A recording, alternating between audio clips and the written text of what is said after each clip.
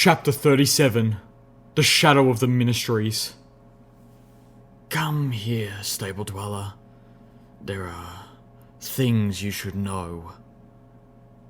Finally, at long last, I've reached this point in the story, and at this point, I beg your permission to take a little liberty with the telling of it.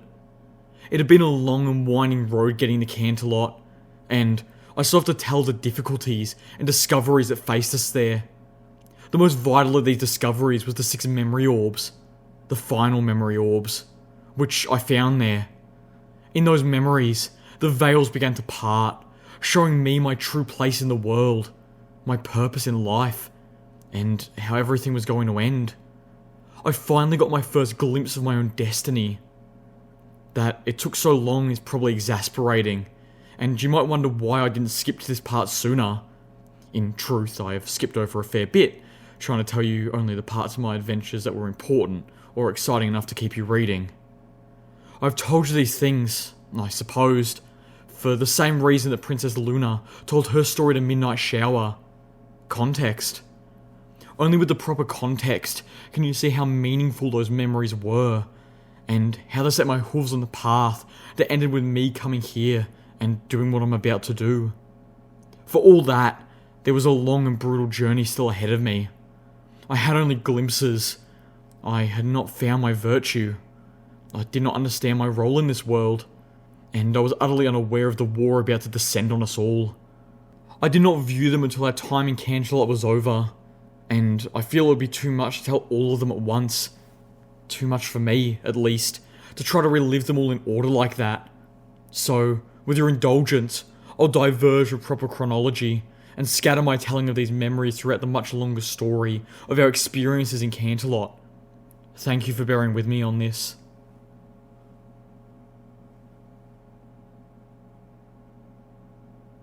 That's awfully fast, Calamity commented, staring at the light pink mist that was already filling the streets of Canterlot as we looked down on it from high above.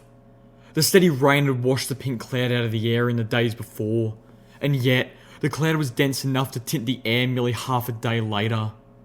Most of the city was built from stone carved from the very mountain Canterlot embraced. Cobblestone streets had been lined with elegant structures, formed from stone and mortar of magically moulded rock. Most buildings of stone stood still, although cracked and crumbling from the weight of unnatural ages. As we flew by, a 3-story tower, once an upscale inn, collapsed with a deep-throated rumble, sending up curling swirls of pink-tinted stone dust. Everything more susceptible to the entropy of the cloud had been reduced to rust and rubble, smears and stains that once signified objects, and decrepit structures stained pink and falling apart at the seams. Oddly, some of the most preserved things were those which had once been alive. The black and twisted forms of dead trees lined streets filled with dark, pink-rotted bones, many of which had partially sunk into the discoloured cobblestones. The only other place that looked eerily preserved was a cluster of buildings that had once formed the heart of Equestria, from a scattering of white stone towers to the royal castle itself. And the coloured mist had settled everywhere, faint in the air below us, thicker on the streets and between the still standing structures.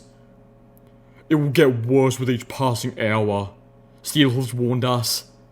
"By the morning, the pink cloud will have returned to its full strength." I pressed my lips together in determination before saying, "Won't be a problem. After Zebra Town, I'm not going to spend any longer here than absolutely necessary." One of the things our experiences in Zebra Town had made very clear was that the threat posed by the pink cloud was directly proportional to its concentration. We'd spent hours in a light haze of cloud that persisted in the Zebratown police station, with only minor health problems. Nothing that couldn't be remedied by a health potion and some time in the fresh air. The places where the pink cloud pulled thickly, however, were lethal beyond even Steelhoof's description of it. "We're going to land right in front of the Ministry of Image. Dash in, grab what we came for," I told my companions. "Then, we gallop to the Ministry of Awesome, get what we need from it, and go. With any luck, we'll be in and out within an hour." We had spent the earlier parts of the day helping Glyphmark. Even now, Xenis was still down there, imparting all she could about zebra stealth tactics to the young adult zebras. At least, in such a short amount of time. Now the sun was setting, dipping below the clouds to paint the world in hues of fiery orange and bloody red. We hoped to take some advantage of the impending darkness. Are you sure this place wasn't hit? Velvet Remedy asked, observing the level of damage that was evident throughout the city.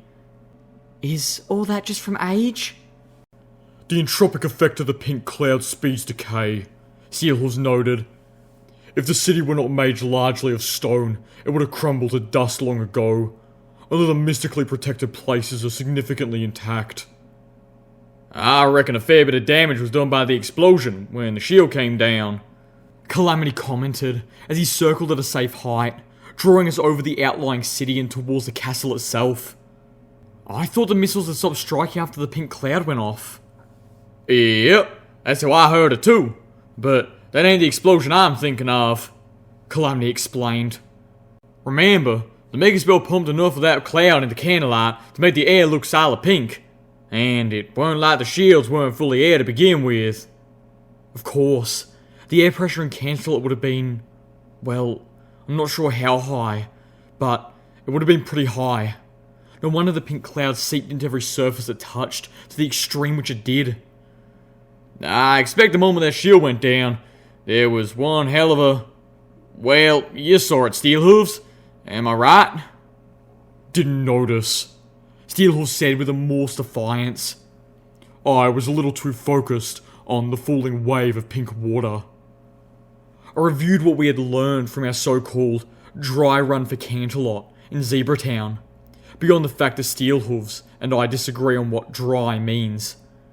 The greatest danger we expected to face in Canterlot was the pink cloud itself, but the interior of the Zebra Town police station wasn't much different from Canterlot right now, and so I was highly confident that we would be fine, so long as we minimised our exposure. Likewise, when we knew that the pink cloud had the potential to fuse objects to flesh, or each other, there only seemed to be a concern while within the highest concentrations, at which point such fusions were the very least of our health concerns. As such, I announced that I was going in wearing my armour and pip buck. I'm gonna put on my battle saddle the moment we touch down, Calamity responded. That is a foolish choice, Steelhooves retorted, pointing out, if you insist on taking the risk of wearing armour, your Enclave armour not only offers a much higher degree of protection, but its magical energy weapons were far more suitable for battling some of the dangers we are more likely to face. Our Canterlot ghoul's words reminded me of one of the more painful lessons from Zebra Town. My combat skills were almost worthless here. The two enemies we were most likely to face were Canterlot zombies and the Alicorns. None of my weapons were worth a damn against the latter once they got up their shields, or against the former at all. In order to stop a Canterlot ghoul, I not only have to take them down, but then run up and hack off their heads somehow. Unfortunately, bullets don't tend to decapitate. Yeah, I know that, Calamity responded stubbornly. But, well, I know the chances are mighty slim. I still ain't taking the risk that I might be fused into the damn thing. He spat for emphasis. Now, other environmental concern was the broadcasters. Steelhooves warned that any broadcasting system, from pip-buck broadcasters to sprite bots, were likely to have become twisted into lethal traps, even those inside.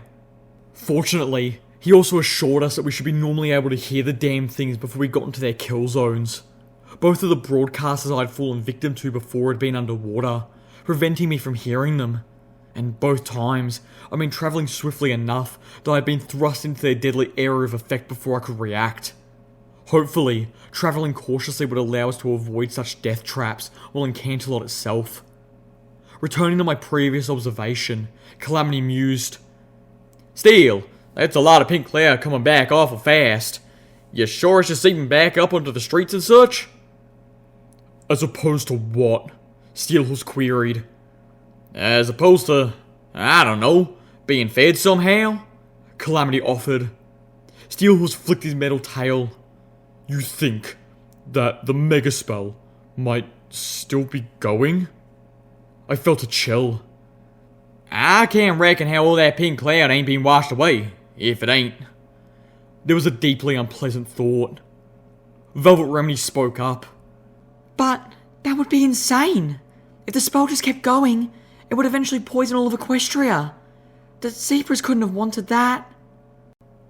No, not even they would have wanted that. I recalled the rumour Steelhooves had mentioned. After the shield fell, the zebras launched mega spells to finally obliterate the city. But if that is true, then those missiles never reached their destination. It's possible, I offered, that they might have designed it to function indefinitely, just to ensure it would last as long as they needed it to, and because they expected it to be destroyed along with Canterlot shortly after the shield fell. After it had done its job and murdered the princesses. Pyrelight let out a mournful note.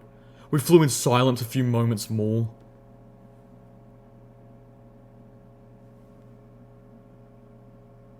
No, I said, telekinetically snatching the Fluttershy memory orb away from Velvet Remedy as she brought it out of her medical boxes. She gasped as the orb floated away from her. Little Pip, give that back, she demanded, her voice lowering. I frowned, but shook my head. You've been losing yourself in this too much, Velvet. It's really beginning to worry me. I'd been letting this go on for weeks. After all, her reliance on the Fluttershy orb had seemed to wane after Pyrelight had joined us. But ever since the Balefire Phoenix had been injured, and Velvet Remedy had neglected a dying pony to save her, my unicorn friend had been turning to the orb with ever greater frequency than before. Excuse me? Velvet huffed, telekinetically snatching it back. I'm pretty sure I spent nowhere near the amount of time lost in these memory orbs that you have. She pointed out. And I've been a lot smarter about when and where to do so. Ouch. Okay, true. But at least I'm not viewing the same one over and over, I said, trying to sound reasonable. That can't be healthy. Velvet frowned. Because I like this one. No matter how bad it is out here, I can always find solace in Fluttershy. I cringed inside. And yes, it is escapism. So is reading a book, she challenged. Would you be so concerned if I read the same book over and over? We all have our own little things that help us get through the day, and at least mine isn't self-destructive. I could feel her on the verge of bringing out party time min tools, but Velvet Remedy reined herself in, not wishing to cut that deep. Instead, she sighed. This world is horrible, and I don't seem to be doing a whole lot to make it better. All my friends insist on risking death or dismemberment on a daily basis. I don't, Steelhooves interjected. Yes, well, you're being an entirely different problem, aren't you? Velvet snapped. My home was assaulted, those I knew slaughtered, and now we're about to dive into a poison at the behest of a psychotic despot who would see the extinction of pony kind. So, maybe a little escapism is in order, just to keep my sanity? Steelhooves turned towards me but said nothing.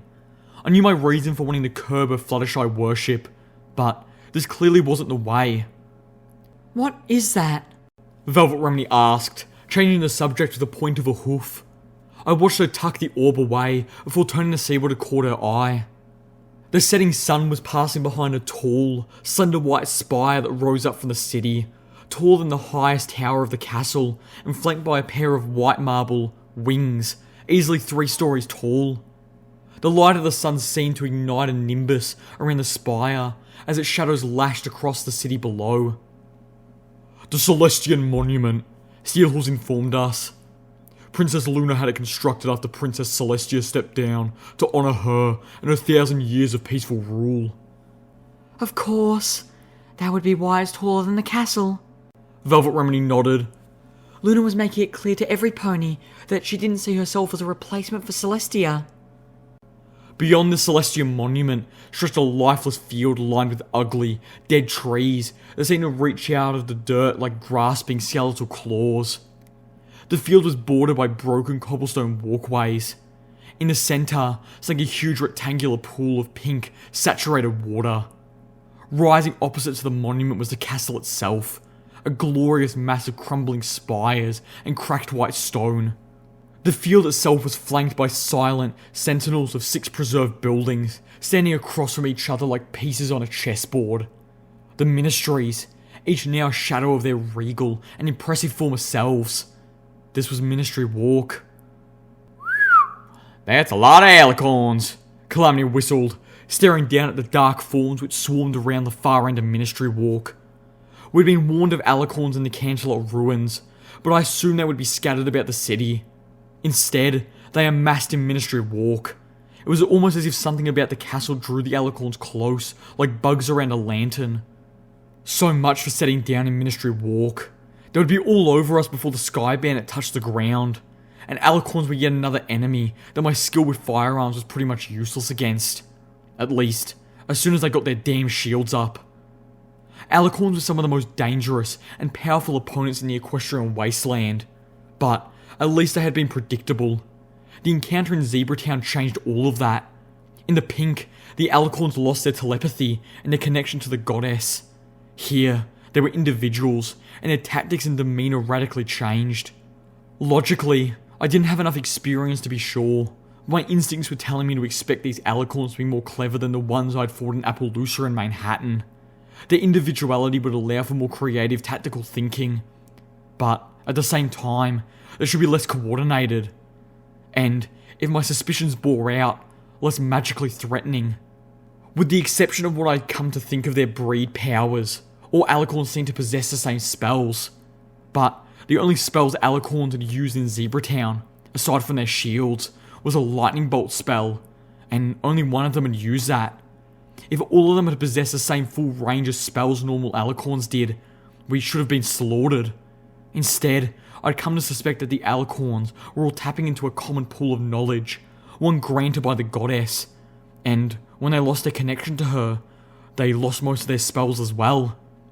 Too bad the damn shield spell was inherent. "Okay, new plan," I announced. "We land in the cluster of buildings on the opposite side of the Celestia Monument, and we sneak our way in, moving quickly from building to building until we reach our targets. Steelhooves, which of those buildings is the Ministry of Awesome?" "The Ministry of Awesome is the smaller building, made of glassy black stone, farthest up, right next to the castle, and across from the Ministry of Morale," Steelhooves answered, adding for clarification. "The Ministry of Morale is the one with the mooring tower for Pinkie Pie balloons." Right next to the castle. Of course it was.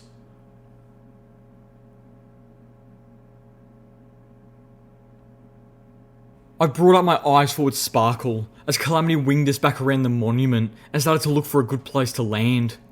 Directly behind the monument stretched an assemblage of moderately preserved structures, adorned with golden rooftops.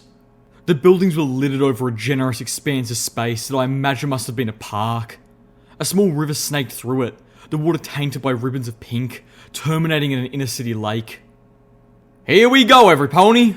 Calamity called out as he picked a spot and began to shed altitude. I was thankful for Calamity's warning, even though there really wasn't anything to do to brace ourselves. Velvet Remedy took a deep breath, apparently intending to hold it while we dropped down through the pink cloud. We dropped into the pink. The tint of the sky transformed the sunset into something utterly alien. The red and orange hues shifting into sickly, malignant colours. Yay. Well, even with the change of plans, we could be in and out within just a few hours. My eyes forward sparkle flashed the location name sent from my Pip-Buck's auto-mapping spell. Princess Celestia's School for Gifted Unicorns. A cluster of lights flared up on my EFS compass, none of them immediately hostile. I turned my attention in their direction as Calamity flew us down between the rooftops of the tallest buildings. The lights came from one of them. I urged Calamity to fly closer. "Ivory Tower," my EFS proclaimed as we neared the elegant structure topped with a golden onion. "Graduate studies." One of the uppermost floors of the Ivory Tower had boasted a beautiful multi-story window. During the megaspell attack, mounting air pressure had caused the window to implode, and the whole tower had filled with pink cloud. As we passed, I could see into what had once been a library, the books all long rotted away. The Ivory Tower had become a pooling place. I could see thick wisps of nearly solid pink floating up the stairs from the chamber below. Several darkened, reptilian forms slouched about the library, occasionally flexing leathery wings. One of the creatures was curled up in the shattered bowl of what had once been a giant hourglass, snoozing soundly. Dragons. Canterlot, ghoulerized adolescent dragons. About Spike's age. I thought as I remembered being trapped in Spike's body, recalling feeling the feel of his wings. They could be his siblings, I realised, trapped forever in underdeveloped bodies that could not grow and would not die. The sight struck a melancholy chord in my heart. A sad note that continued to play, even as three of their corresponding light shifted to red. Three of the Canterlot dragons rounded, watching as we passed, then spread out their wings and launched themselves after us. Steelhorse reacted immediately, dashing towards the back window of the Sky Bandit. "Steelhorse, wait!" I called out, unsure if my actions were wise, but unwilling to make the mistake of shooting first yet again. "Velvet, you're up!" Letting out the breath she had been holding, Velvet Remedy jumped to her hooves, flashing me an odd expression as she passed. It was either her way of silently saying, "About time," as she was still upset with me over the trying to take the Fluttershy orb. Velvet's horn glowed softly as Steelhorse stepped aside, making room for her. "Dragons are Canterlot. Her voice boomed, magnified majestically. We are but little pony travellers, humbled to be in your magnificent presence.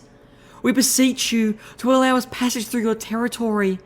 We promise our visit will be brief, and we will be of no bother." "Really?" Steelhorse rumbled, his tone making it clear Velvet Remedy's diplomacy couldn't possibly work. "No, She whispered back.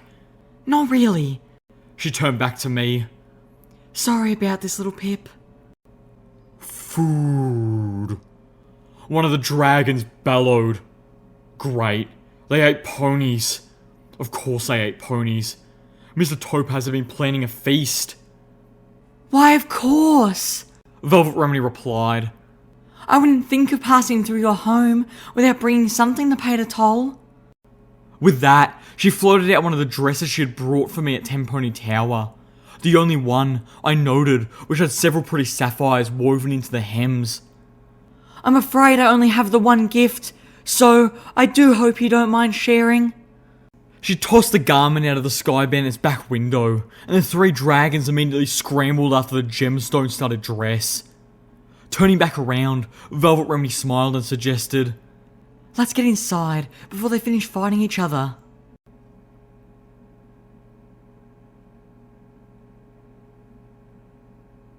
I leapt from the Sky Bandit the moment it touched the ground, levitating our supplies with us. We had left everything but the essentials back with Zenith at Glyphmark. Calamity released himself from the harness. "Hey, look at that," Calamity said, pointing between the nearby buildings at the rubble of Clip-Clop's clipboards a few blocks away. "Maybe we should stop by there on our way back," he suggested as we all began to gallop towards the closest building. "Perfect place to get a blade of armor for the Sky Bandit." No getting sidetracked. Wait, what? I blinked at Calamity in confusion. Yep, ain't you noticed all the clipboards lying about everywhere?" Calamity asked, flying alongside us. "Darn things are nigh indestructible." I honestly hadn't noticed, but then I didn't scavenge nearly as relentlessly as Calamity did. Still, clipboards as armor? He had to be joking. "Made out of pure, compressed obstinitanium, they is," Calamity continued. "Bet you not even little Macintosh could punch a hole in one of these." Obstinitanium? There was no such thing as... Oh, I got it now. Well, sure, the new ones were, but only after they stopped making them out of layered stubbornite. "Careful there," Steelhorse grunted. "The Apple family had a monopoly on stubbornite mines." Velvet Remedy chased behind us, a confused expression on her face.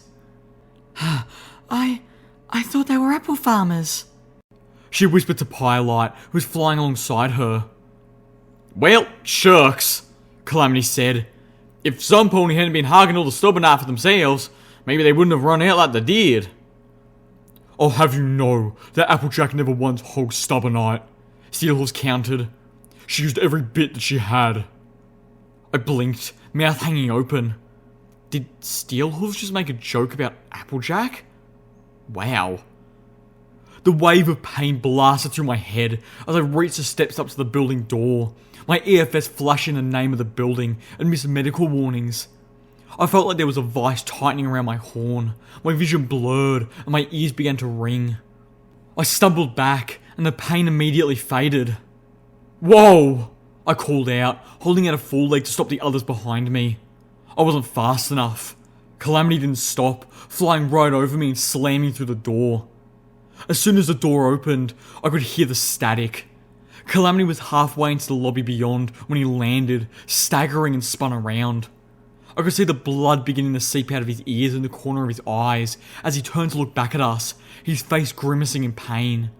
Then, he looked up above us and bit at the air. I could see his bloodied eyes widen as he realised he wasn't wearing his battle saddle. Wobbling, he shouted out, pointing above the door. Little bit! There!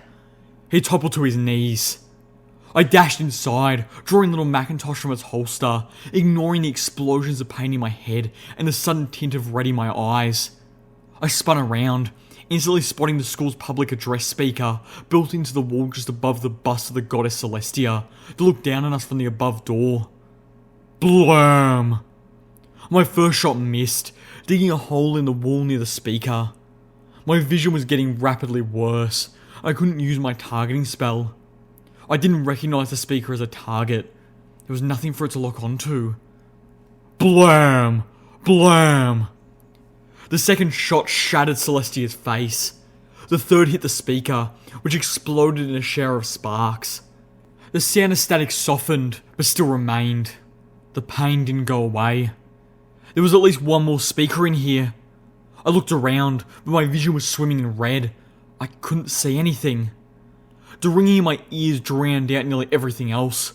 I could barely hear the explosions all around me as I lost my equilibrium and fell onto my side, my vision fading to black. My vision cleared again almost instantly, leaving my ears softly ringing and a comparatively minor headache beating my brain. The others had charged in after me, and from the smoke and debris, Steel hurled a grenade machine gun the upper walls of the lobby until the static stopped. I groaned and sat up slowly, wiping the blood out of my eyes. We have a new problem here, Velvet Remedy informed me, her voice seeming strange from far away. I blinked at her, trying to clear my vision, and looked towards the entrance where she was pointing. A shield spell had descended over the front door. Apparently, shooting up the lobby in Celestia's private school of magic triggered the fences.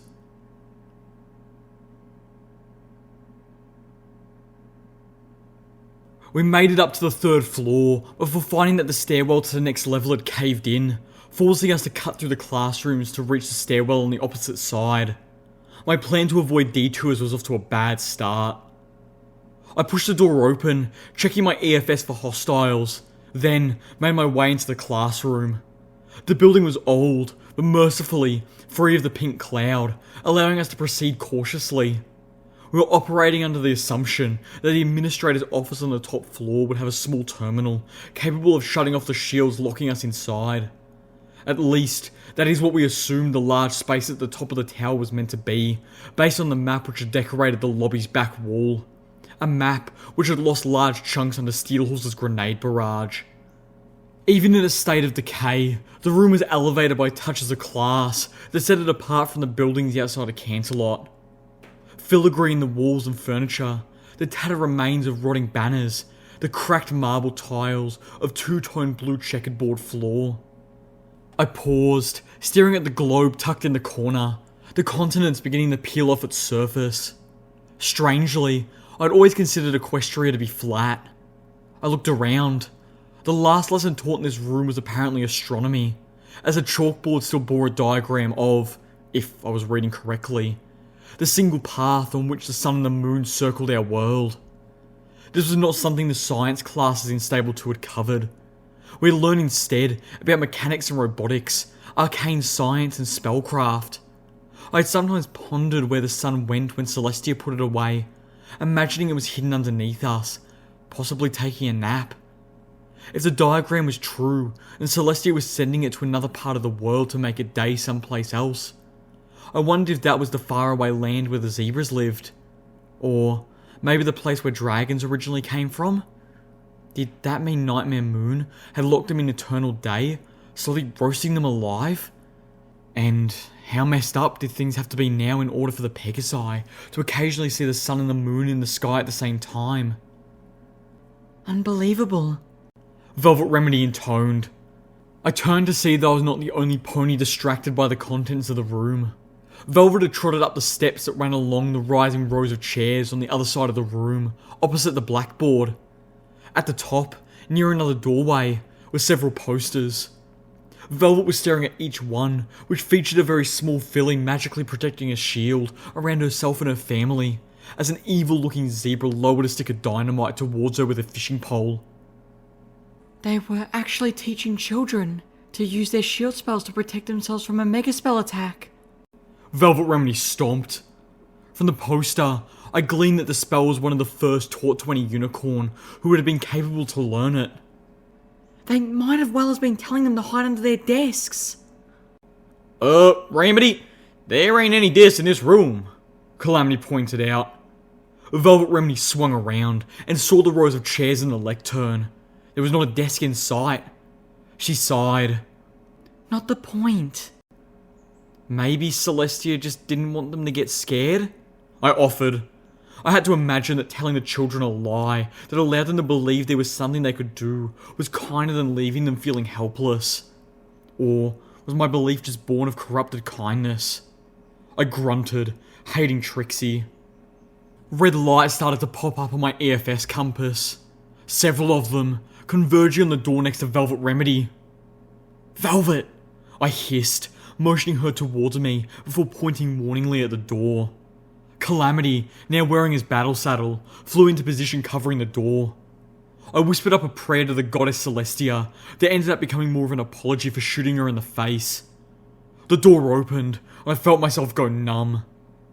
It was a small, cantaloupe ghoul-sized unicorn child. Her school filly uniform melted into her flesh. There were several more behind her, all colts and fillies, locked in the endless routine of going to and from their exams, until they spotted us, and the air filled with a sound more horrifying than any I could have imagined.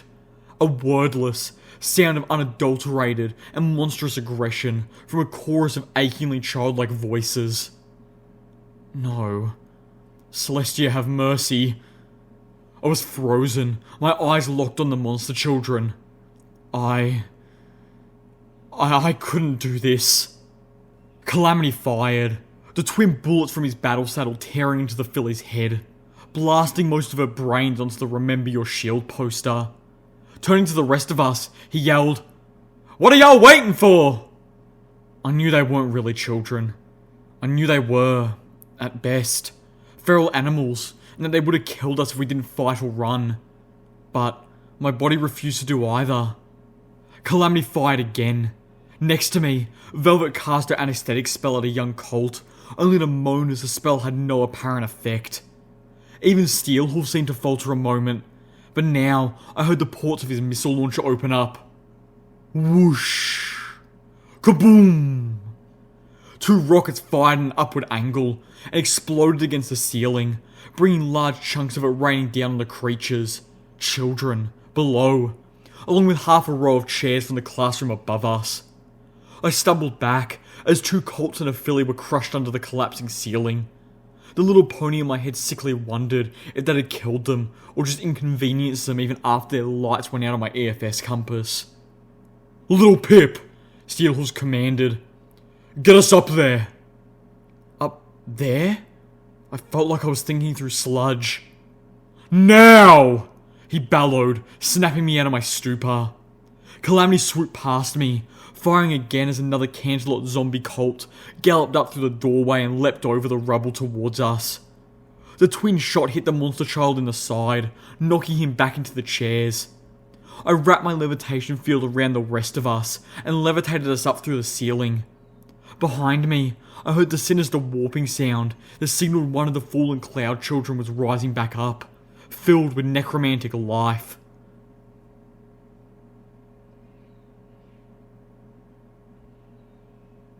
I poked my head out of the classroom, looking both ways down the corridor. I kept expecting the zombie children to appear, but there were no hostile lights on my EFS compass.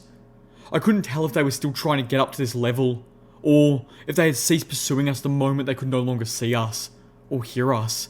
Literally out of sight, out of mind. The hallway provided a new danger. The air was filled with a pink haze, which grew thicker towards a ventilated grate in the ceiling. I could just make out the large metal fan behind the grate, warped and fused with the metal of the shaft itself. The dense patch didn't look particularly large, but it was slowly growing. Steel hooves, I instructed, closing the door. We need you to scout ahead. Find the shortest path into another cloudless section of the building. The Steel Ranger outcast nodded. I opened the door long enough for him to gallop through, then close it again. "Hey, little Pip," Calamity said, his voice almost a whisper. "I'm pretty sure one of the first Ministry buildings was the Ministry of Magic. I'm thinking we should pop in there and grab ourselves some proper magical energy weapons, just in case we have to deal with a bunch more candlelight ghouls." "Here we go," I sighed, groaning inside and forcing myself not to forehoof. "Well, magical energy guns are a mite better against candlelight ghouls than what we're packing, steel hooves aside," Calamity reasoned, altogether too reasonably. "And we shouldn't be relying on him to bring the house down every time we face more of the monsters." And for that matter, Velvet Remedy chimed in, we really need to stop in the Ministry of Peace. It's right across the way. And we could definitely use the medical supplies, especially if you end up fighting against those alicorns. "Of course we do." I turned to them both. "Look, the more sightseeing we do, the longer and more dangerous this trip becomes. We're already taking longer than I wanted, just getting out of the first building." All the more reason to get extra medical supplies while we can. You know the Ministry of Peace will have supplies somewhere. I nodded. Somewhere. That's the problem. You're not talking about a brief stop, either of you. You're talking about exploring those buildings. Velvet Remedy nodded. I know that, and I know it's dangerous, but I'm worried. No, you just want to see Fluttershy's ministry. Velvet Remedy took a step back, feigning a wounded heart. My expression was unmoving. Okay, fine. Yes, I do. But I'm also worried. She insisted. What about steel hooves? Steel hooves? Calamity echoed. Why you worry about him for? The guy can survive anything, up to and including the apocalypse. Velvet Remedy rolled her eyes. He's immortal, not indestructible. That armor might repair itself, but how do we know he's okay inside? The only thing that heals ghouls are radiation and healing potions, and that suit of his is designed to self-administer. Now, the last time he restocked his armor medicine dispensary was Stable 29, and since then, he's been shot through with anti-tank rounds, fallen a few hundred feet, and gone through whatever he was put through in Zebra Town. Look, Velvet, if Steelhooves was in trouble, he'd tell us, Calamity said. Would he? Velvet questioned. I found myself caught, unable to decide which of my friend's flaws were at play here. Velvet Remedy's excessive worries, or Steelhoof's stubborn stoicism. I suspected that this was the other problem that Velvet had claimed Steelhooves was being. I couldn't blame her for being concerned.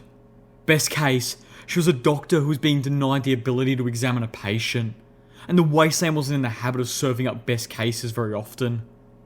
I was beginning to kick myself for having taken Steelhoof's durability for granted. Well, there was gummies, Calamity offered. But that was before he got shot. Velvet Remedy reminded the Pegasus. Afterwards, you only came back long enough to pick us up. Damn. Calamity rubbed his brow under his hat. I reckon you might be onto something there. Turning to me, he suggested, Lil Pip, maybe you ought to run a diagnostic on his armor and see just what state our friend is in. For all we know, he might be really torn up under all that steel. I looked at the door, wishing Steelhooves was back already. Okay, Ministry of Peace and Ministry of Magic, but only the fastest looks, and only until we find what we need. Targeted missions, No sightseeing. They both nodded. Then, Velvet Remedy added, I was actually hoping we could take a peek in the goddess's castle too. I face-hoofed. No.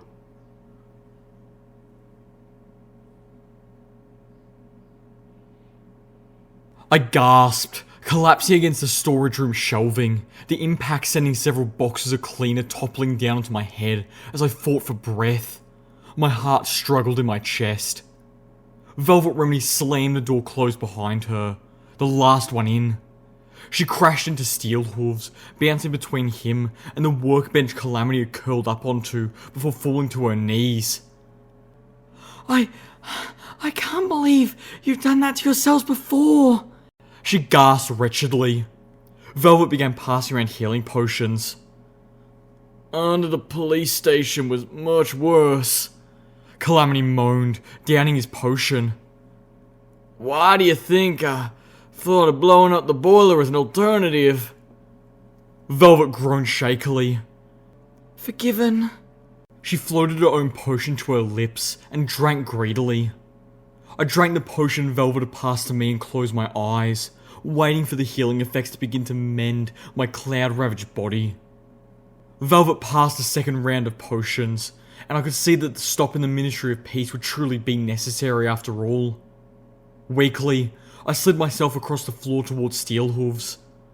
Lay down, soldier, I demanded, hurting too much to perform the social dance the friendship and civility required. Steel Hooves obeyed without question, accidentally knocking over a row of plungers with his armoured tail. I pulled a tool from my barding and jacked my pip-buck into his armour, running a diagnostic.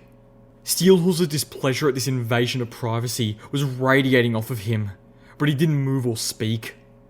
The little pony in my head began to panic when my pip-buck started flashing medical alerts across my EFS.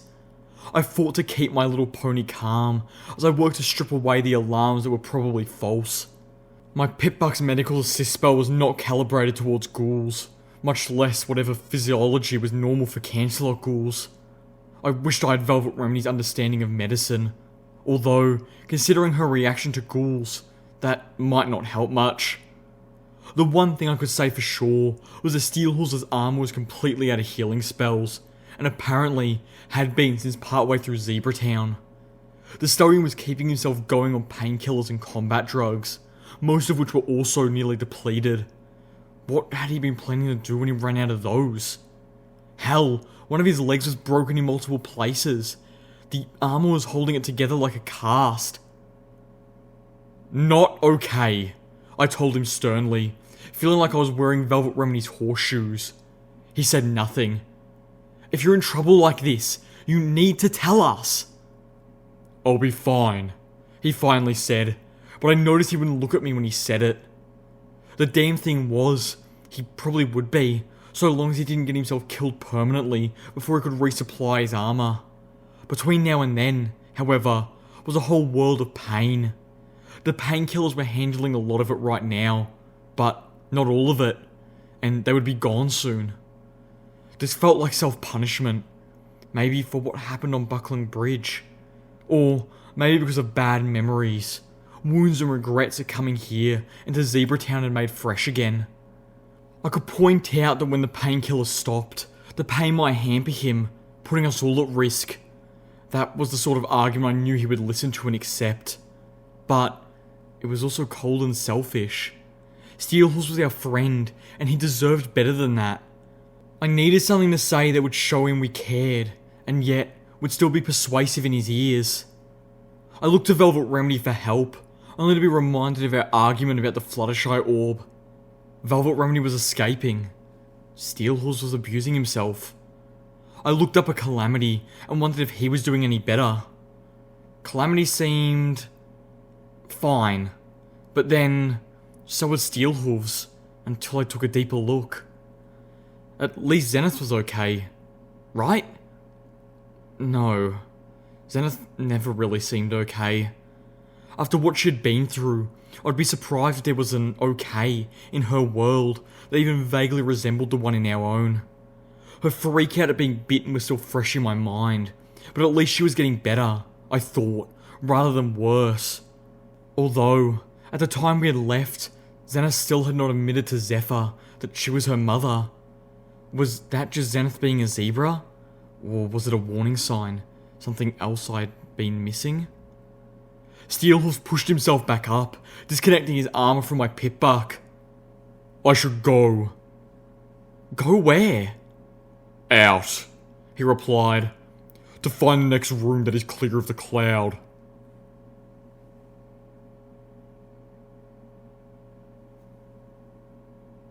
Velvet Remedy tossed up her shield, the shimmering screen of magic filling the hallway, just in time for the 3 baby dragons to slam into it. The little, wingless creatures growled and clawed at the shield, their eyes glowing, their faces distorted in rage. Aww, aren't they cute? Velvet cooed. She got a resounding no from the rest of us. More trouble at 4, Calamity warned. I spun around. From the other end of the hall, several Canterlot colts and fillies emerged from the stairwell. The lead filly had another cloud-ruined baby dragon on her back. I stared at the filly, my eyes drawn to... Little Pip, what are you staring at? In black horror, I hissed. Look at her cutie mark! The school filly's tattered uniform gave a clear view of the blob of dark pink that emblazoned the Cloud Child's flank. I reeled at the implications. The child had gotten her cutie mark after the megaspell. After she had died. That the cloud had transformed the poor little filly into an undying monster with horrific enough. But somehow the idea that it had warped and corrupted her to the point that the pink cloud had stolen from her what should have been her special, and replaced that with itself, was somehow so much crueler, so much more abhorrent. The child horror lowered her head, her horn glowing a violent pink. Thick wisps of pink cloud snaked out of the air around her glowing horn, swirling as it filled the corridor. The filly was actually conjuring pink cloud. The baby dragon jumped from her back and began charging at us, as little claws tearing at the hallway carpeting. The twin shot from Calamity's battle saddle echoed through the hallway. The baby dragon's body ragdolled against the wall. A moment later, the tendrils of pink began to reach us. Immediately, my head swam, my headache spiking. I backpedaled, trying to get away, only to hit Velvet Remedy's shield. The 3 baby dragons behind us gave little roars of anticipation and violent desires. What? Calamity coughed. Yes, with the rest of you. The Pegasus dropped to the ground, unable to keep flying as the pink cloud began to eat at his insides. He fired blindly at the pink. They're not really children. I could hear the cloud children galloping down the hall towards us. All I could see was pink and black, the edges of my vision beginning to go dark. My EFS compass was showing nothing but a massive blurry red. Every breath seemed to shrivel my lungs, making me fight harder to get half the air I could breathe before. Velvet Remedy collapsed beside me, her shield going down. One of the baby monsters leapt at me, claws scratching at my barding and digging wet scratches in my flesh, its teeth sinking into my mane, trying to tear at the back of my neck. Steel hooves opened fire in the hallway. I curled up as I was pelted with concussive waves and shrapnel from the close quarters explosions. The blast left my ears ringing, my sense of direction and balance shot to hell. But they also thinned the cloud. My guts were twisting, my insides felt like they'd begun to rot, but my headache cleared just enough that I could focus. I floated out little Macintosh, aiming it at the small monster gnawing on my back and fired.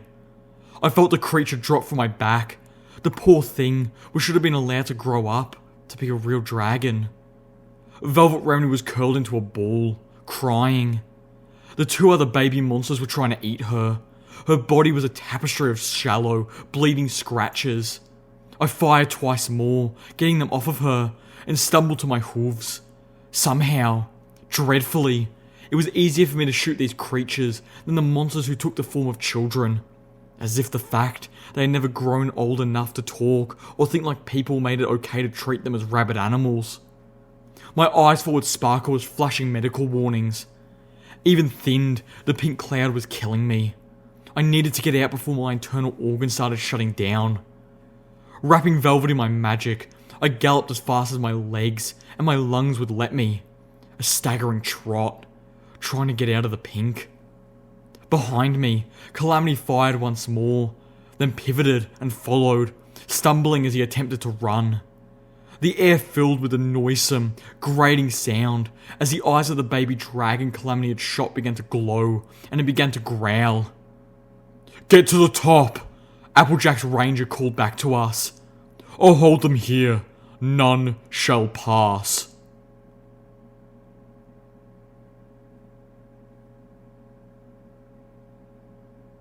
We're down to the last of our healing potions. Velvet Remedy warned softly, tears in her eyes. I groaned as I drank the potion she floated over to me. We hadn't even gotten to Ministry Walk yet. And I still haven't had the chance to restock Steelhorse's armor. I watched as the slashes of red that covered Velvet closed gently, mending themselves before my eyes, leaving her looking unmarred, yet still covered in her own blood. The mare swayed despondently and curled up next to Calamity on the large bed in the center of the room.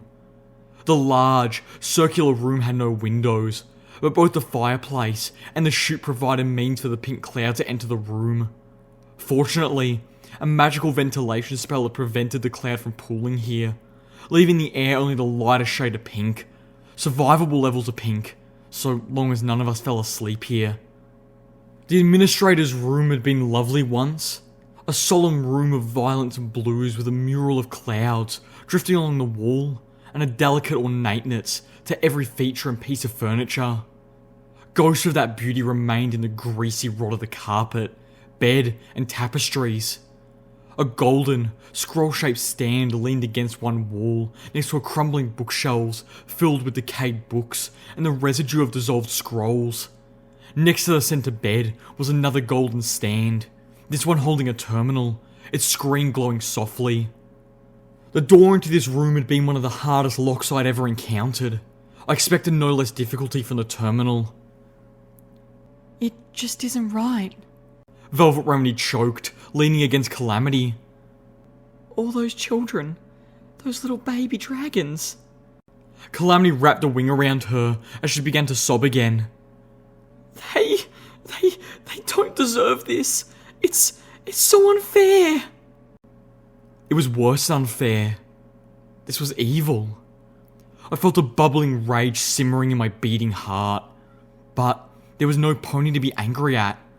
I couldn't be mad at the victims, and the zebras, and possibly ponies, who created and deployed the mega spells were long dead. No, I was furious at the pink cloud itself. How dare it? I began to hack, trying to focus, not wanting to take my frustrations on the terminal, lest I make a mistake and get locked out.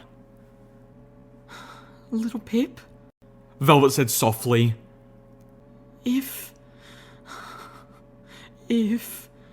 the mega spell is still working here, still pouring out this poison.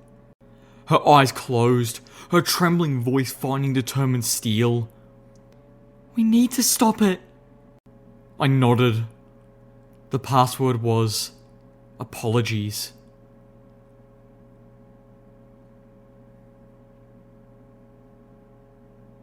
My host was checking his watch. The little hoof pointed to 7, the big one, just a few minutes past the hour. It was either late morning or less than an hour from midnight. I had no way of knowing. The hallway was a cold, grey metal with no windows. Yet, it felt like night. A soft chime from behind drew my host's attention. He turned as the elevator doors opened, party music playing over the speaker in the room. The elevator seemed empty. My host stepped away, watching cautiously. The elevator doors closed, cutting off the sound of music. I could barely hear the soft hum as the elevator began to descend. My host looked to his left. Empty hallway. No doors, ending with the heavy steel door of a vault. He looked to his right. A magical field of blue light shimmered in front of an iron gate. The room beyond was filled with humming mainframes. I apologize for running late. An exotic voice said from the nothingness, sounding slightly muffled. First, the head of a zebra appeared as she pulled her hood back. Then, the rest of her. I did not mean to make you wait. I felt my host press his lips together. That's alright, Zakora, but you'll have to hurry. Security will cycle any minute now. When it does, we've arranged for the shield to drop, but it will only be down for 4 minutes. You'll have to get in, get the data, and get out. I saw my head turn away as I fished a key out of the pocket of my security uniform. This will get you through the gate. You know which system you're looking for, right? Zakora nodded, a sad look formed on her face. I ask if this is worth the cost. The lives of ponies will be lost. I felt a frown etch across my host's muzzle. We have to be willing to make sacrifices if we're going to end this war. Your success here will help get the Kaiser's trust, and that will allow you to get close to him. My host stepped back. But, if it helps, I'm sure they'll arrange for the weapons factories in those schematics to have the minimal amount of staff when the zebras hit them. My host's frown turned into a grimace. Unfortunately, we've had a small complication. Zakora raised an eyebrow. They've installed some sort of new gemstone detector. Something from the Ministry of Image, of all places. It's designed to detect zebra talismans like your cloak, and it's not part of the normal security system, so we can't shut it down without raising alarms. You'll have to remove your cloak before going in. I will not need it once I am in there, so I will leave it in your care. Zakora slipped out of her cloak, now wearing only a satchel. She looked strangely naked without the jewelry I'd seen her wearing before. The shield of blue suddenly went down. My host sucked in a breath. Quickly, strike me down. Hard! Zakora spun and bucked at my host. One hoof caught him squarely in the chest, cracking at least one rib. The other sank hard into the soft flesh of his neck. Zakora's eyes widened as I collapsed, choking, fighting for air. She had clearly not intended to land a possibly fatal blow. My host waved her on, coughing and fighting to remain conscious. Zakora galloped down the hall. I heard her unlock the gate and pull it open, but my vision was blurring. I sat there, fighting harder and harder, trying to breathe air struggling to get through my throat and into my chest. I heard the chime behind me. The door opened, and an apple-green stallion in tuxedo barding stepped out, looking around. Apple Snack. The moment he saw me, his eyes widened, then narrowed, taking in the discarded zebra cloak nearby. Damn it! I knew something felt wrong. He looked up, observing the open gate and the disabled magical shield. Hold on, Buck. I'll get... Apple Snack froze, his voice silencing abruptly as Zakora rounded the mainframes, heading back. You! Apple Snack stepped into a battle stance as Zakora stopped short. You! Apple Snack called out, fury in his voice. Apple Snack? Zakora said, failing the rhyme, her eyes growing wider. She trusted you. She let you into our house, and you betrayed her. Apple Snack was striding slowly forward.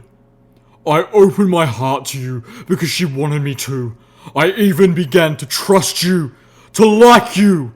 A zebra. How could I have been so stupid? Apple Snack. My host wheezed, holding up a hoof. Don't. But there was almost no sound to my voice. We struggled to get up, but our hooves wouldn't work. I realized we were dying. She thought you were a friend. You broke her heart. Apple Snack was roaring. I suddenly knew this was what was hurting him. I remembered Steelhorse's denial when I told him the truth about Zakora, and the painful resignation that seemed to follow. I would prefer she'd killed these monsters with cold-blooded calculation. Steelhorse had told Calamity regarding my rampage in Abu. It wasn't the killing he thought was bad. It was the blind rage. And now you come back, tonight of all nights, to hurt her again? Zecora crouched down submissively. You have caught me. I do not fight, she intoned. I am your prisoner tonight. Applesnack stopped shaking, then screamed, bellowing. No! Zecora, this is not how you say died. Resisting arrest. No. Oh no, Steelhooves. Don't do this. He charged, turning and bucking at Zecora. She didn't try to dodge. At least, not the first time. She did the second, and the third, and the fourth. My host flailed as darkness began to seep into the edges of his vision. The fight for breath was getting harder, and he was losing. His whole body felt weak and distant. I didn't feel the hum of the elevator at all, but we heard the chime. As the door slid open, an oddly familiar song floated into the hallway. How can I shield you from the horror and the lies, when all that once held meaning is shattered, ruined, bleeding, and the whispers in the darkness tell me we won't survive? It was a song that had played in Steelhooves' shack the morning I first really met him, the song he became strangely lost to. My host struggled again, trying to get up, trying to make any part of his body work now. We weren't getting any air anymore. Down the hall, I saw Zecora strike out, trying to defend herself.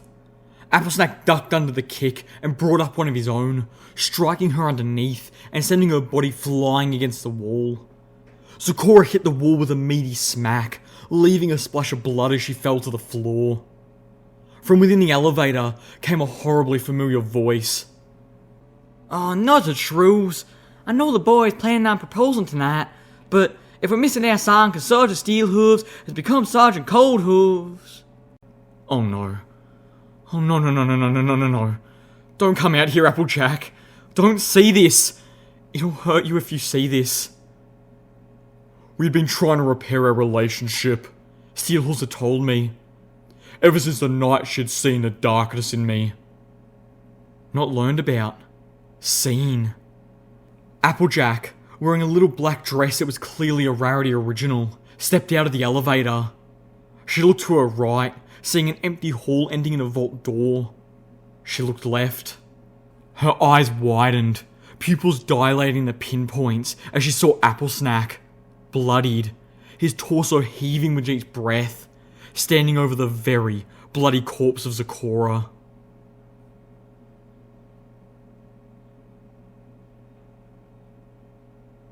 There's a secret passage from the basement of the examination building to the Royal Treasury. Steelhooves asked in disbelief as we galloped towards the Celestian monument, our weapons and most of our supplies floating in tow behind me. Yep, doesn't make sense to me neither. Seems that would be the sort of place you wouldn't want secret ways into, Calamity responded, gliding alongside us. But that's what the map in that terminal said. I was still reeling from the knowledge of whose office I'd set foot in, whose terminal I'd managed to break into. Velvet and Calamity had laid down in her bed. After her sister, Luna had taken the throne. After Littlehorn. She'd spent a lot more time at her school than in the castle. As we reached the monument, we slowed our pace. Most of the alicorns were on the far side of the Ministry walk. My EFS was picking up hostiles close enough to worry about, even in the ruddy, fading light of dusk. We needed stealth now. The Celestian monument was magnificent, even after centuries of decay had taken bites out of its structure, leaving patches of framework bare. I stopped a moment to stare in awe, then bowed before it, sending up a prayer to the goddess. I heard the sound of static. It was growing louder. A sprite bot was approaching from the front side of the monument, its speakers broadcasting white noise and necromantic death. My vision fuzzed, my head beginning to throb for what seemed like the infinity of time that evening. We were just on the edge of the effect now, and we were stepping back to keep from being engulfed. I was useless against the ghouls and zombies created by the pink cloud, and nearly as helpless against the alicorns, but this was a threat that I alone was equipped to handle. I was the only one with a ranged weapon that was quiet. I floated out the zebra rifle, peering down at sights, tracking the approaching robot by its friendly light on my EFS compass, waiting for it to float into sight. Pooft, pooft, pooft. The sprite bot dropped to the ground, internal circuitry burning, its broadcaster dying out with a pop of ozone. We trotted past it, ignoring the scrap. Well, most of us did. Calamity picked it up and offered it to Steelhooves, remembering the Ranger's armor used scrap metal to repair itself. The metal grounds of Celestia's school had been blissfully vacant. Any pony outside had fled to the safety of the buildings when the pink cloud came. Not that the buildings had proven sufficiently safe. As we rounded one of the mighty wings of the Celestian monument, we saw that Ministry Walk had not fared so well. There were skeletons scattered all about the field, sticking out of the ground like black weeds. Ponies had filled the park when the pink cloud consumed it. A stallion, whose bow tie and collar had become a permanent part of his neck. The twisted framework of a baby carriage, with the skeleton of a baby Pegasus welded into it. The infant's mother lying half inside the cobblestones nearby. A mare, who had been sitting on a park bench in a most peculiar fashion, her skeleton now melted into the bench itself, holding her to that pose forever. Two ponies fused together in an eternal embrace, their skulls tilted upwards in the direction that the pink horror had descended upon them, snuffing out the twin flames of love and life. This is too much. Velvet Remedy moaned, then she gasped in horror, stopping dead, staring ahead of us. The Ministry of Peace, the Cancelot hub of Fluttershy's ministry, had been built into a grove of magically grown trees. 200 years ago, it would have been a heartwarming vision of natural beauty, but the pink cloud had murdered the trees, turning them into twisted, black terrors. The whole building looked like a haunted house. Small objects littered the cobblestones and lifeless planters that circled the ministry. Scissors, ashtrays, metal picture frames. All objects sucked out of the rooms whose windows had shattered. Parts of a terminal lay smashed on the steps just outside the front doors. A ceramic butterfly had shattered into 6 pieces, scattered across a row of dead hedges. As we crept forward, Velvet Remedy hesitated. I don't think I want to see any more. I don't want to know what this poison place has done to Fluttershy.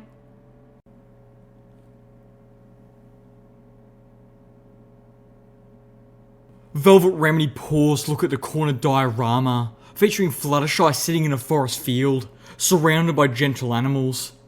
I could guess she was struggling against the urge to shatter the display and steal the full-size Fluttershy for herself. Velvet, are you okay? I just can't take her away from all her forested friends. Velvet Remedy whined softly. The Ministry of Peace had suffered severe internal damage when the trees that formed most of its outer walls had twisted in their unnatural death thaws. Pink cloud had seeped into all but most of the interior rooms. To our further dismay, the Cancelot hub seemed to be less a place of healing and medical research than a public front and administrative centre for the other MOP hubs. We were coming up empty-hooved in our search for medicine. The only upside is that nothing in the Ministry of Peace had attacked us yet. Everything in this place was dead. I approached a set of double doors and nudged it open. Velvet Remedy, looking over my shoulder, whinnied in dismay. A haze of deep pink filled the massive room, which had once been an auditorium. Rows of rotting seats descended towards a dilapidated stage beneath the last dangling threads of a cloud-eaten curtains. The walls, formed from even more trees, were blackened and dead. Velvet Remedy inexplicably pushed past me and galloped into the poison room. "Velvet! What you doing, girl? Get yourself out of there!" Velvet paid us no attention, charging up to the stage and jumping onto it. I saw her waver as she landed, the pink cloud beginning to get to her. I shouted for her to come back. Beside me, Pyrelight cried out, calling to her beloved Velvet. "What in tarnation does she think she's doing?" Calamity demanded. Velvet stumbled, turning and standing before the podium. She put a hoof on it, and it broke apart at her touch. I could hear her sob. The auditorium still had great acoustics. Seeing her on that stage, wearing her yellow medical boxes, I suddenly realised this wasn't just any auditorium. This wasn't just any stage. Hello? Velvet Remedy said meekly, reciting from memory. Can I please have your attention? Please, if you don't mind? Oh, goddesses. Hold on, little Pip. I'm gonna grab her. Thank you. Velvet was saying. Now, I know every pony here is really busy, so I'll try not to take up too much of your time. Calamity, wait, I said, holding up a hoof. Pilot fluttered at the edge of the pink, hooting in agitation. Wait! He spun to me fiercely. She's gonna plumb of her rocker. She'll die in there if we wait. I focused, wrapping Velvet Remedy in my magic. I'll pull her out. I think she needs to do this. She was risking her life to do this. I couldn't tell if she was on the road to catharsis or catatonia. Needs to do what? Calamity demanded. Pilot didn't wait. The Balefire Phoenix soared into the poison, flying to Velvet Remedy. Below us, Velvet Remedy continued, her inflection perfectly matching Fluttershy's. Princess Luna has given us... That is, she's allowed us. We have a new project. Velvet paused, looking out over the crowd that only existed in her mind. As Pilot landed by her forehooves and rubbed against her, nudging her to move. This is bad, Steelhooves told me. Velvet cringed slightly. Please. It's okay. I know we're all overwhelmed and every pony has so much to do already. And you're already doing so wonderfully. She gave a most beautiful smile. Oh, what in the hay? Calamity moaned. Pilot began to cough. I extended my magic around her too, feeling increasingly anxious. Did she need this? Would she ever forgive me if I pulled her out, denied her this? Didn't matter. But this is really important. I've been talking with Princess Luna and... Velvet fell to her knees, coughing, her voice getting weaker as she struggled to breathe. I really wanted to do this project. I'm behind it. She coughed again. Completely. And I really hope you will be too. This horrible, terrible war has gone on far too long and hurt so many people. I could hear the sadness and hurt in Velvet's weakened voice. Sweet, merciful Celestia. I could see her tears. Enough of this! Calamity growled. Little Pip, get her out of there now! I nodded, blinking back tears of my own. From your lips to Celestia's ears, I whimpered as I levitated Velvet Remedy and pulled her friend from the gas chamber.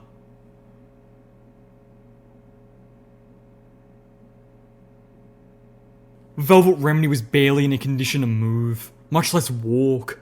Even after I'd fed her our last healing potion, we left her in the care of Pilot and Steelhooves. Mind telling me what the hell all that was about? Calamity asked angrily as he flew along above the maze of office cubicles I was wading through.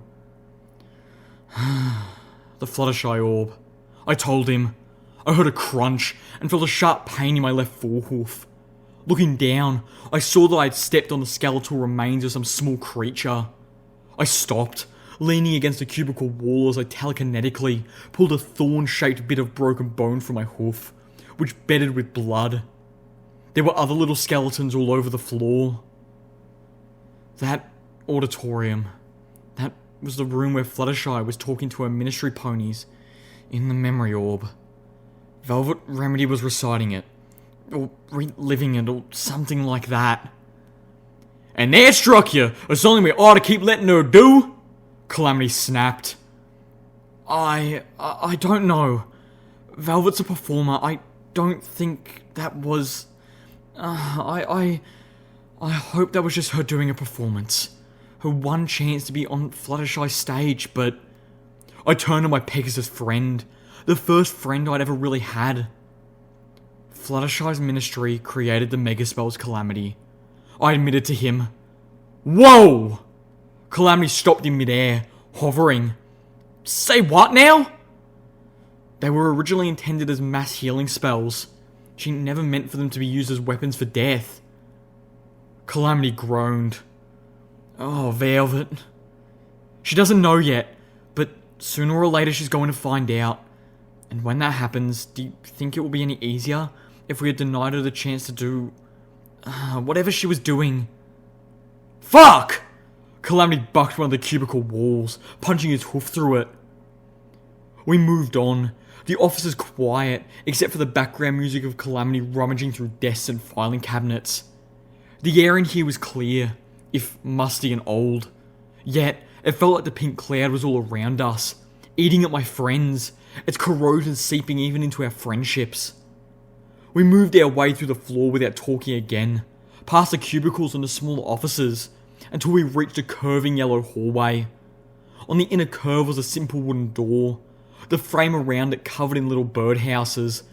Along the bottom of the door were several smaller doors, as if designed for little creatures to move in and out of as they pleased.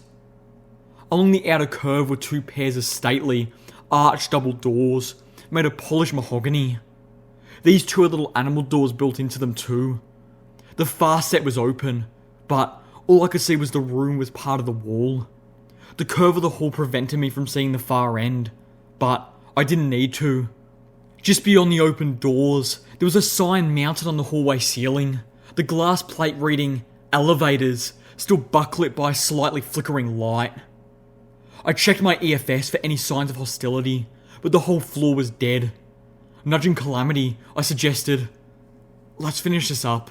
I want to get out of here. You take that door." I motioned towards a small, peculiar inner door. "I'll take these." Calamity nickered unhappily, but flew ahead to the smaller door. I was wagering an office designed to allow small animals was less likely to have dangerous defences. Not that I was expecting anything threatening from either room. The Ministry of Peace had been entirely, even eerily peaceful. I watched as Calamity opened the door to the inner office. It wasn't even locked. I then shifted to the closest set of mahogany double doors.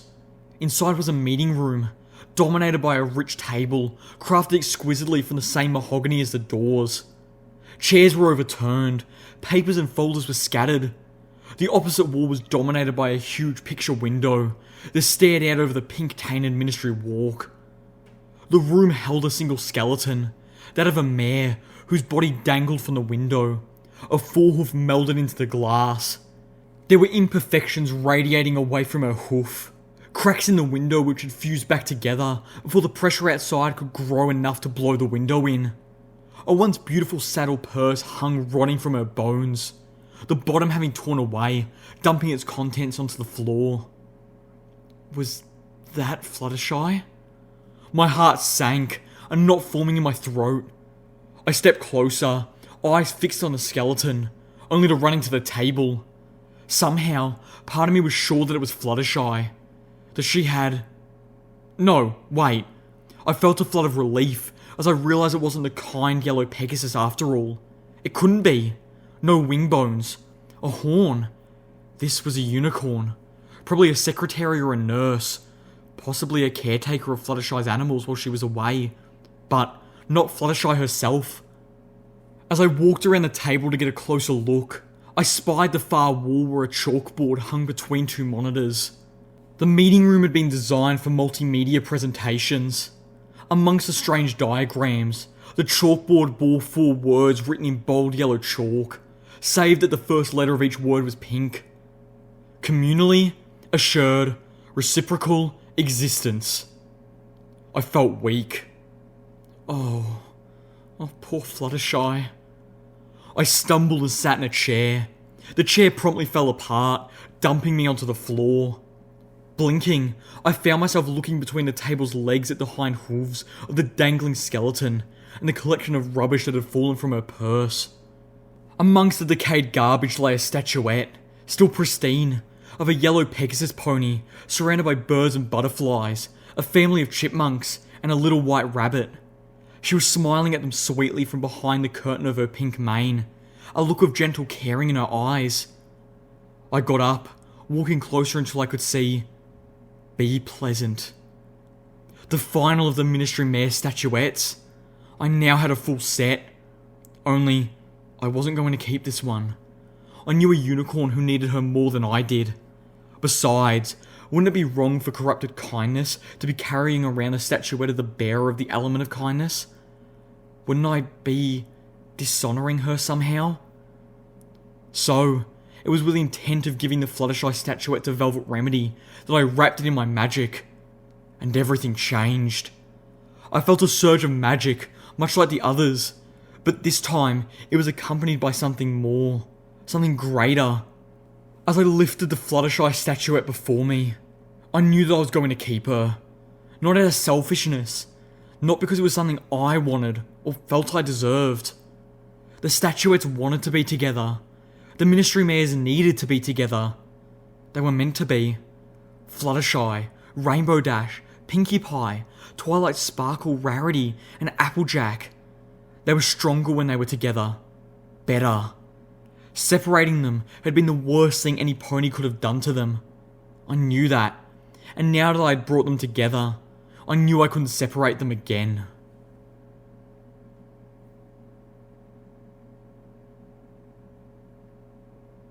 Calamity dumped out the medical supplies he had found. "I found Fluttershy's personal office," he told Velvet Remedy. "And no, before you ask, she wasn't in there, but she left us all this." Velvet Remedy's smile touched her eyes, making them sparkle. It was as if Fluttershy herself had left the supplies we would need just for us. "Cabinet wasn't even locked," Calamity commented. Velvet began sorting through the medicine. Calamity had simply grabbed everything. I recognized super restoration potions and healing potions, enough to get us through 3 Canterlots with some to spare. Painkillers too. Most of the rest, however, were beyond my kin. Veterinary medicine? Velvet Remedy explained, dividing the pills for animals from the drugs for ponies. Then, she took a few of the former pile. For Pyrelight, just in case. Pyrelight gave an exaggerated hacking sound, and then shot Velvet a challenging look. "Oh, you'll take your medicine if I give it to you." Velvet shot back, eyes narrowing, but smiling nonetheless. "I have enough problem patients with these ponies." Fluttershy's office was more like an office for a doctor than the head of a whole branch of the Equestrian government, Calamity mused. There was even an eye chart on the wall, but with nuts. He placed a hoof over one of his eyes, mimicking acorn, almond, walnut, cashew, peanut, another acorn.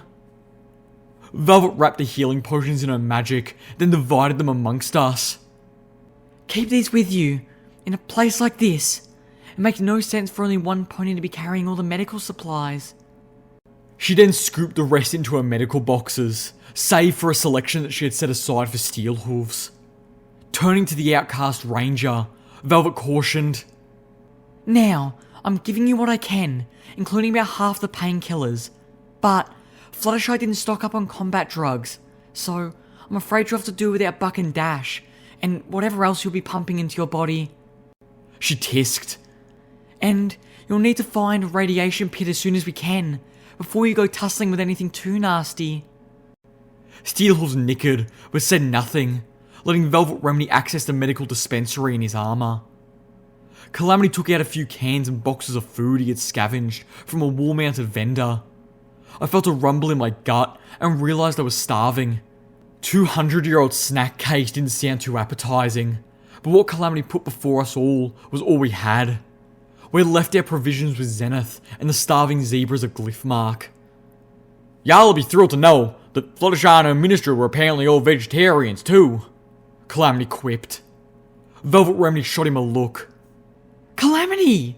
I can't believe that even after Abu, you would even think of eating meat." She pointed a hoof at me. "Even little Pippa's learned better." "Gee, thanks," I muttered. Calamity shrugged. "Spoken like some pony who ain't never tasted bacon." Damn, I had to admit I was going to miss bacon. but after unwittingly eating another pony, I didn't think I could even stomach that. Velvet neighed, eyes narrowing as she stepped towards the Pegasus, bringing the muzzle to muzzle.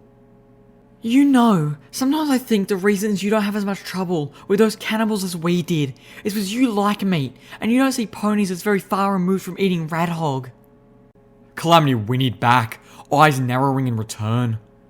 And sometimes, I think the reason the stable folk get all uppity about eating meat is because you can't see it being more steps away from eating ponies. So much for eating. I watched helplessly as the two lovers glared at each other. Ponies are supposed to be vegetarians. Eating meat is a provision. Every time you do it, you let the wasteland win a little. Nonsense! It's survival! Calamity countered. Hell, even eating a pony is a victimless crime. After all, they're dead. They don't care. It's only when pony folks start killing other ponies, like the bastards in Arbu did, that I reckon they've done something wrong. More glowering. The air between them was so tense, I was waiting for something to explode, giving equal odds to them shooting each other or kissing. Velvet Remedy suggested in a low voice.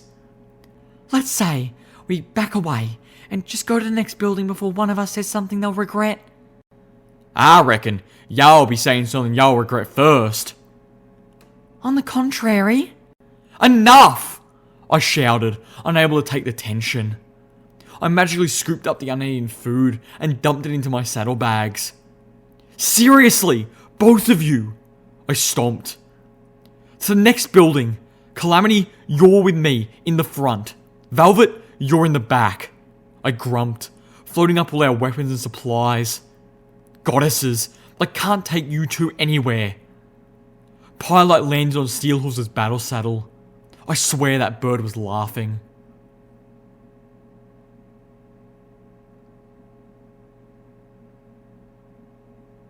We were halfway between the Ministry of Peace and the Ministry of Arcane Sciences when the Alicorn spotted us.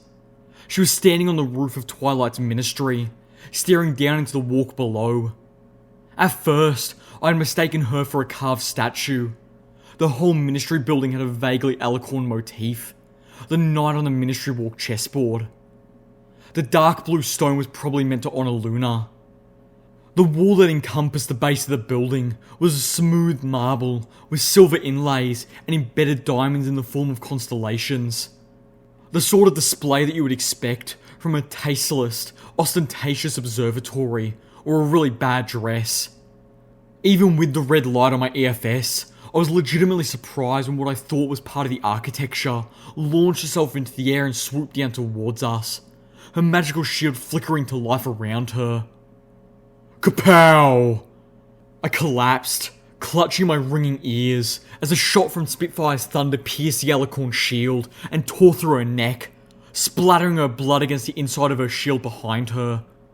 The shield flickered out as the Alicorn plowed into the ground at our hooves. Velvet Remedy moved to me, dipping her head to nip my barding, helping me back to my hooves. As soon as I was standing, she backed away, saying something, but I couldn't hear her over the ringing in my ears. Comprehending my blank expression, she pointed a hoof up the field of ministry walk. I twisted, and my EFS compass filled with red lights. The shot had brought up a lot of attention. The Alicorns were beginning to look this way, a few of them already taking flight.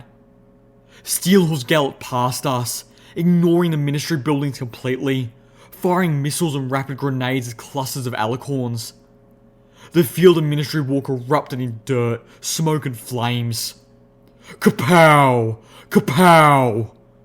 Calamity fired Spitfire's thunder as quickly as the massive weapon would allow, taking aim at the shielded Alicorns, while Steelhorse dashed through the thick pink pool, tearing apart those too slow to react with his patented level of massive overkill.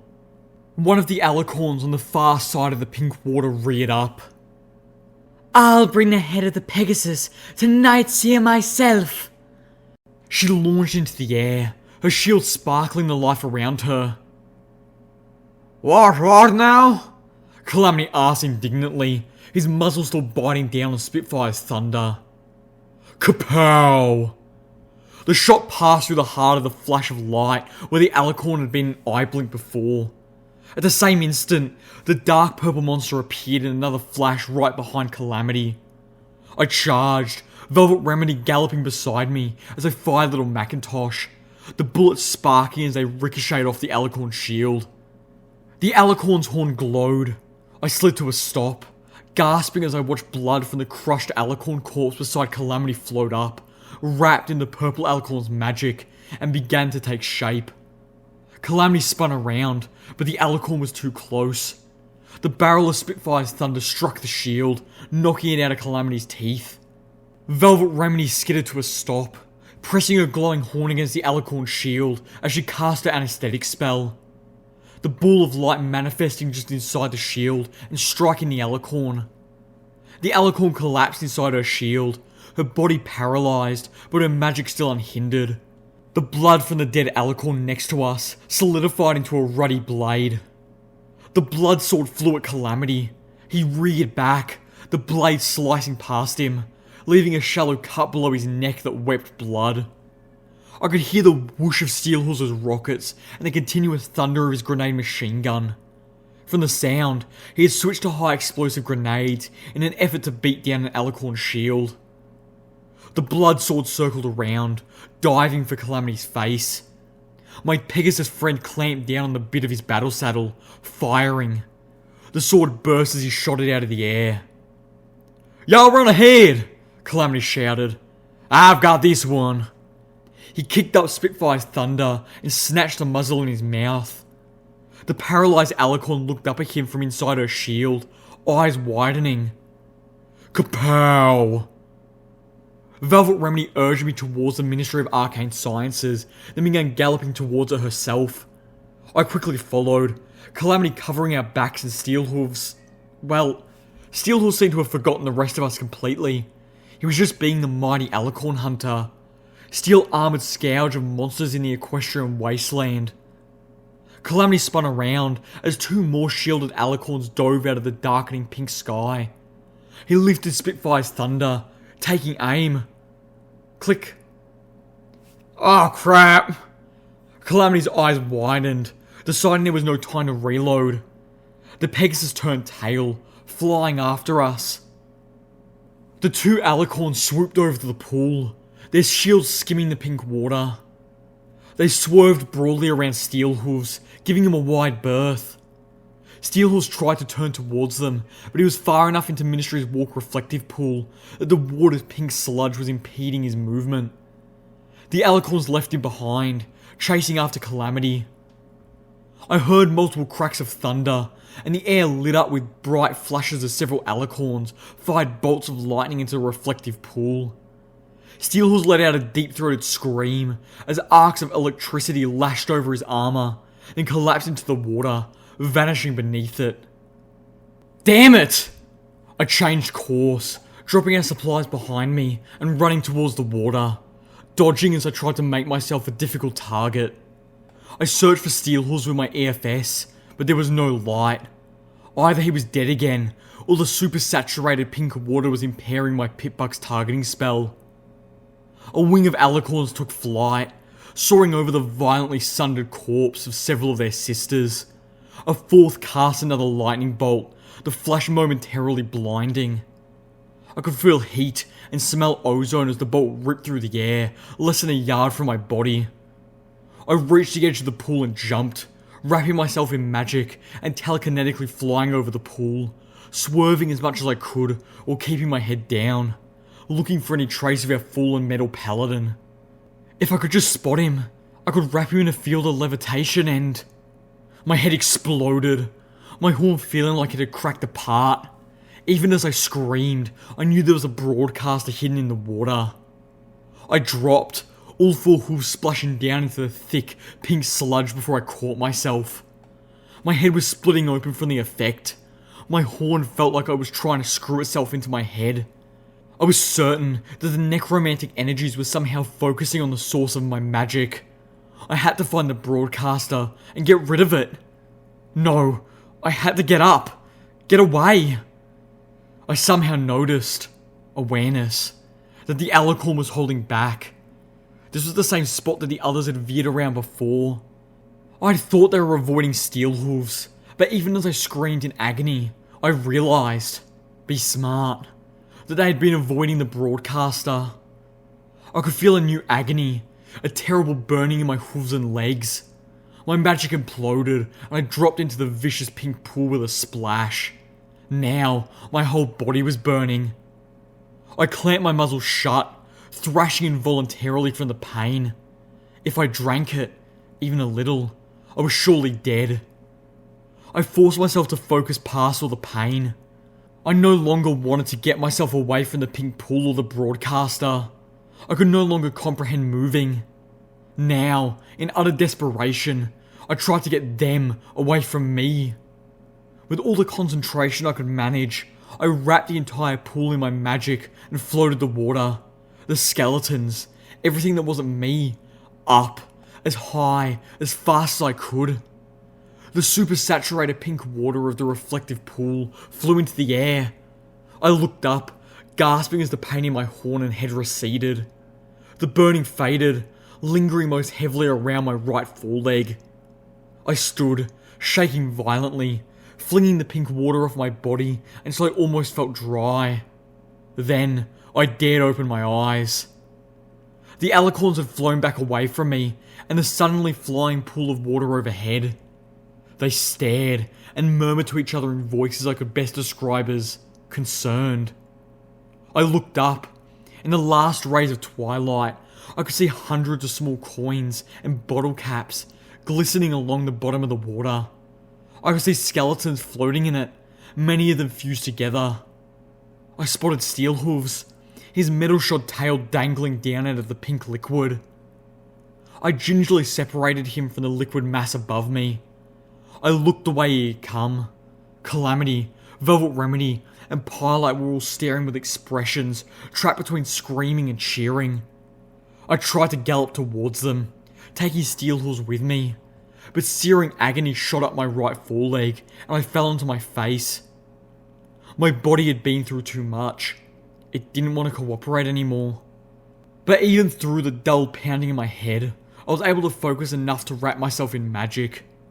The pain in my head spiked, the throbbing jumping an order of magnitude, but I slowly pushed myself back towards the edge of the pool and to my friends, Steel Hooves in tow, releasing more and more of the cloud-saturated water as I went. The pink liquid poured down like a curtain behind me. I felt myself starting to pass out. The effort of self-levitation was too taxing, and my body was screaming from abuse.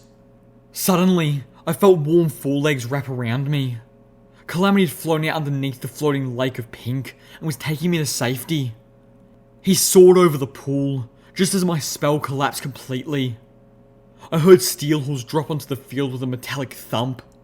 Velvet turned and galloped towards him, her horn glowing. Calamity didn't stop, flying towards the entrance of the Ministry of Arcane Sciences. "Hold up, little pip!" he encouraged as he flew through the doors. And was gone. I felt a moment of freefall. I think I even felt myself hit the floor. Then, blackness.